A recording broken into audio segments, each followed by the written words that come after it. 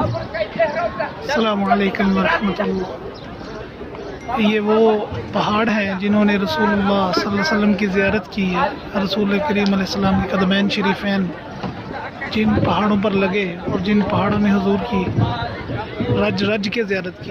اور یہ دیکھیں یہ وہ مقام اور وہ گھر ہے جہاں پر ہمارے رسول کریم آقا جان جانا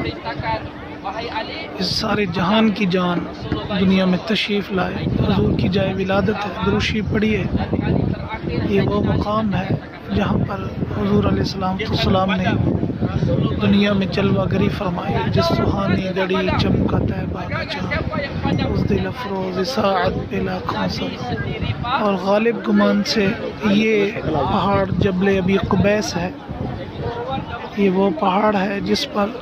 12 مرتبہ رسول کریم تشریف لے گئے، اور حضور علیہ السلام کے دادا جان بھی جب ابرہہ نے حملہ کیا تو یہی وہ پہاڑ ہے جس پہاڑ پر کھڑے ہو کر سارے رسول کریم کے آبا، رسول کریم علیہ السلام کے خاندان کے قریش کے لوگ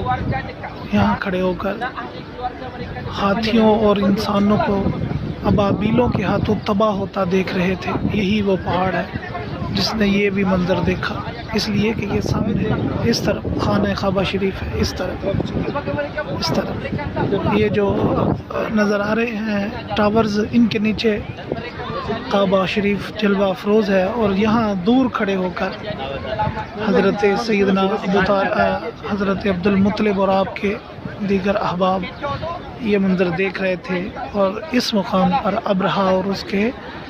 جو حواری تھے وہ غرق ہو رہے تھے ابابیل کے کینکروں کے ہاتھ۔ اذا جاء نصر اللہ والفتح